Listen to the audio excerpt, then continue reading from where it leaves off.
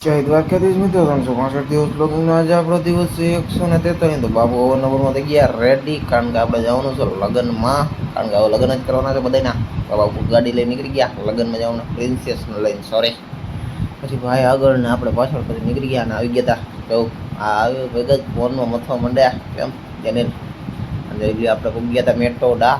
અને જોઈ લ્યો આ છે શણગાર, એટલું ડેકોરેશન બધું એવું એ સારું હોય ખરાબ એવું મળો આપણા કેવલભાઈને. કેવલભાઈ મજામાં. પછી જાન આવી ગઈ હતી આપણે છોકરાવાળા તરફ જઈને, જો છોકરાવાળા ડીજે લઈને આવે છે ફટફટ. અને આપણો થઈ ગયો અમે તૈયાર, ઢોલ ભગો મીડ્યા છે. અને જવું જાન લેવાય અમે લેવાય છે, બે ડિસ્કા કરે ઘણા મોજ કરું. પછી આપણે આવી ગયા હતા અંદર ને જોઈ લઈએ આપણે બેઠા કેમ બધા બેઠા.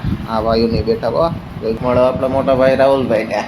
આજે એ પણ આવ્યા છે લગ્નમાં. બધા ભાઈઓ ભેગા જોઈ લ્યો, રોહિતભાઈ અને બધા આજ ભેગા થયા હી હરખે હરખા હવે મોજ જ કરવાની. પછી કરી દીધો જમણવાર સરોને આપણે જમી થઈ ગયા હતા ટ્રેન ના ટન. પછી કરી દીધા પરિણેતર અહીંયા ચાલુ હતા અને આપણે જમતા હતા, કારણ કે તાલગી જમતા હતા, બધું થઈ ગયું પૂરું. અને અહીંયા જો બધા હવા ખાઈએ, બધા બેઠા બેઠા અવાજ ખાઈ, કારણ કે ગરમી એટલી છે ભાઈ ગરમી.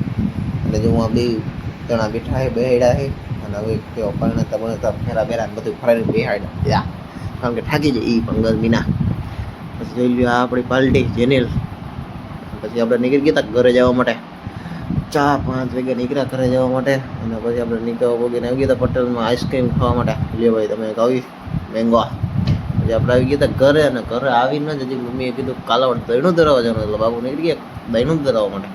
દહીણું બણું ધરાવીને આપણે આવી ઉતારીએ તો કાલાવડથી ઘરે. બહુ કામ હતું ભાઈ. બાપુ ઘરે ઉવા પહોંચી ગયા રાતના 10-11 વાગે. હવે હોઈ જાય, બહુ થાકી ગયો યાર આજ તો, બહુ વાંચ્યા એટલો થાકી ગયો. પગ દુખે, કોક દબાવ કરી આવી ગયું તો મજા આવે. જે હતી તો વહી ગઈ. અને આપણે હરીને બહુ તમને કહું સવાર થાય ને તો એમ થાય માઈ ગયું બધું, નથી યાદ તો. પછી હાઈલ થઈને તો એમ થાય ક્યાં ગયું બધું.